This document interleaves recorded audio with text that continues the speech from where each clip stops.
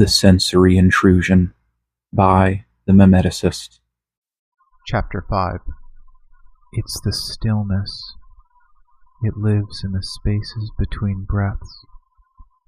But other things can be found there as well. Such wondrous and terrible things to behold. Sam sat motionless in his recliner, his gaze fastened to the bookcase. For 10 minutes, the world outside the trailer had ceased to exist. The new addition to his collection sat perfectly on the second shelf from the top, nestled between Meditative Patterns for Better Sleep and The Reality of Dreams and the Illusion of Waking. It looked disturbingly comfortable there, as if the other volumes had stepped aside to make room for the long-awaited king. The shelf felt whole now, heavy, complete. Sam's eyes drifted downwards, performing a mental inventory of his life's barricades. The bottom shelf was a graveyard of self-help paperbacks, the relics of a youth plagued by frantic angst. Their titles promised salvation through positive thinking and good deeds, but to Sam they were transparent scams. They were physically and metaphorically beneath him, kept only as a grim map of a territory he had already conquered. The second shelf held the weight of his harder years, thick, expensive hardcovers on geometry, accounting, and a few fringe texts on nonlinear consciousness. They smelled of glue and arrogance, hard-won fragments of a reality that Sam tried and failed to find satisfaction in. Then there was his fiction library. Now these were the well-worn ruts of his mind. Perhaps some fantasy? Sam whispered, his voice sounding brittle in the dry air. He looked towards the Hobbit, and then glanced out the window. An old woman was shuffling past on the unpaved roadside. Oversized, gaudy orthopedic sneakers clicked intermittently against the sun-baked stones.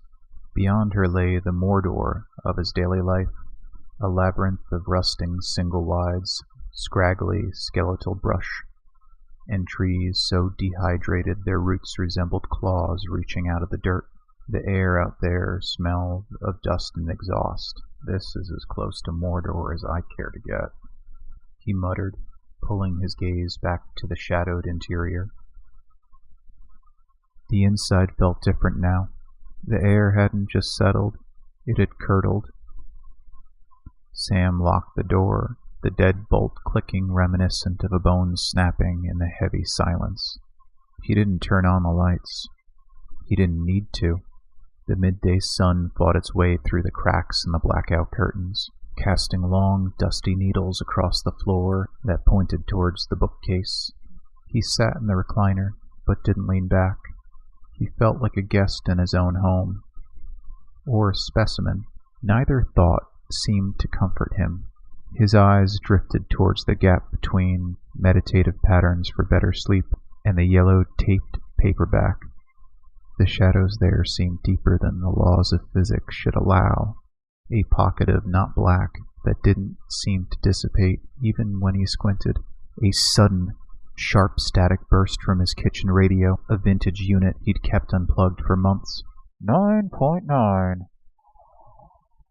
The frequency of the marrow. The voice was a rhythmic whisper, layered with the same impossible harmonic he had heard on the porch. Sam's hand flew to his throat. He looked at the counter. The radio's cord lay coiled on the linoleum like a dead snake. It wasn't plugged in. The mercury behind his eyes surged, a hot, heavy wave that made the room tilt. He wasn't hearing the sound. He was tasting it. It tasted of the rotting citrus under the tree, sweet, fermented, and ancient. I am the confident, he whispered, clutching the arms of the recliner until the cheap vinyl groaned. I hold the reins. He reached out, not for the radio, but for the jar of river stones on the table. He needed the taste of the earth, the mineral grit of Welton, to drown out the copper and rot. He selected a stone, his fingers vibrating with that fine, high-frequency hum. He placed it under his tongue. The tapping in his jawbone began again. Tap, tap, tap, tap.